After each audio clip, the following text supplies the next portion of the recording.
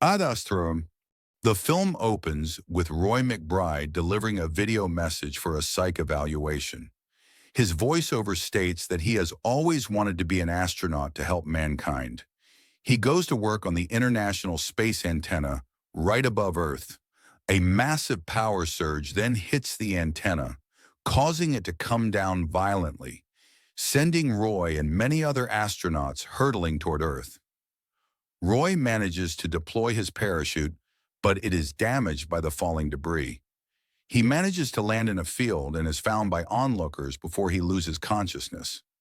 More surges start happening across the planet. Roy is brought in to meet with his superiors at the U.S. Space Command. They discuss Roy's father, renowned astronaut H. Clifford, who left with a crew into space for the Lima project, which was an effort to seek out other intelligent life across the solar system.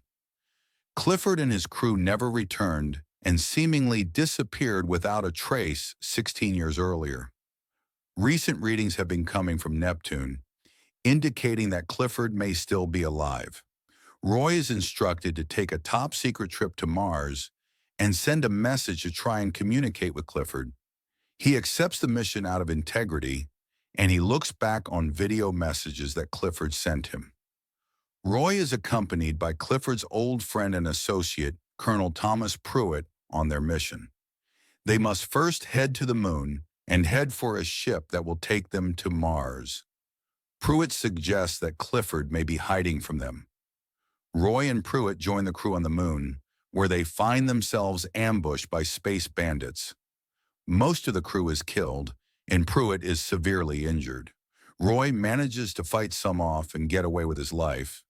Before boarding for Mars, Roy is urged by Pruitt to succeed before he is brought to intensive care.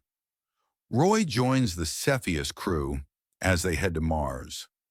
On the trip, Roy asks for an update on Pruitt and learns he is about to undergo surgery.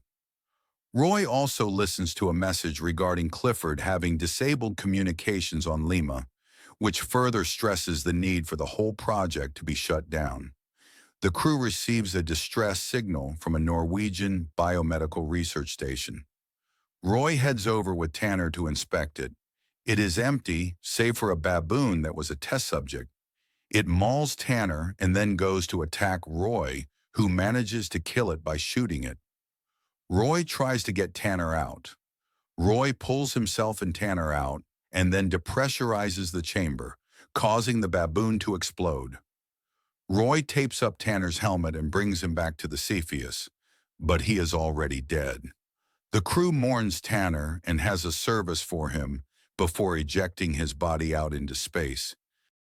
As they continue the mission, the crew arrives on Mars, but another pulse causes their ship's systems to shut down. They manage to land their shuttle safely. They arrive at the Spacecom station where Roy meets director Helen Lantos before he is brought up by the station's higher-ups. They bring Roy in to begin recording and sending messages for Clifford. He is meant to stress the urgency of the situation and the mission regarding his recovery.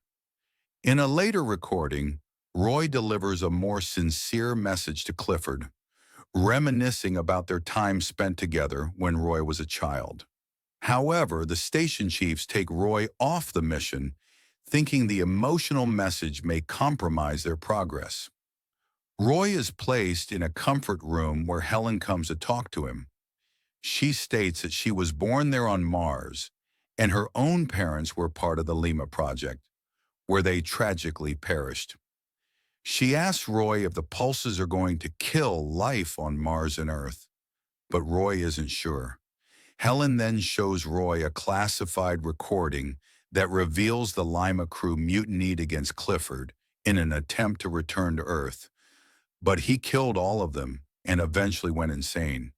She also reveals that the Cepheus crew is planning to blow up Lima's base with a nuke. Roy thinks he should meet with Clifford directly. Helen guides Roy to the ship that will take off and helps him sneak on board. Roy makes it onto the ship as it is taking off. The crew catches him since they detect the break in the airlock. The shuttle splits, causing Devers to fly face first into the door, killing her. Yoshida and Stanford then try to get Roy, but they end up suffocating. Roy takes command of the ship and heads to Neptune on his own. He is out there for several weeks. Roy finally makes it to Neptune and finds the Lima base. He enters and finds the bodies of the crew before going to make his way with the nuke. He eventually discovers Clifford, who says he knew Roy would come. He explains to Roy that the surges are coming from the ship's damaged antimatter source. Roy urges his father to go back home with him, but Clifford is still determined to prove that his project wasn't a failure. He even tries to convince Roy to stay with him and continue the work together, but Roy is adamant in getting them both home. Roy and Clifford start to make their way outside for Roy to go plant the nuke. However, Clifford attempts to pull them away by hitting his thrusters and propelling them away. Roy tries to pull Clifford back, but he is ready to die.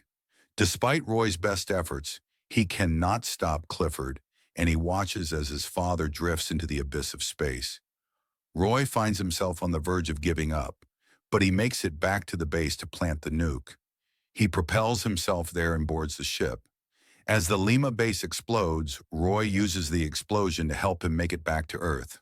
His shuttle lands on a military base, and he is recovered by soldiers. In one last video message, Roy reflects on what the mission proved to him, which is that it seems that humans are the only known intelligent life out there. It has inspired him to connect with those closest to him, including Eve. They are seen meeting up to get coffee. Roy closes his message by vowing to live and love from now on.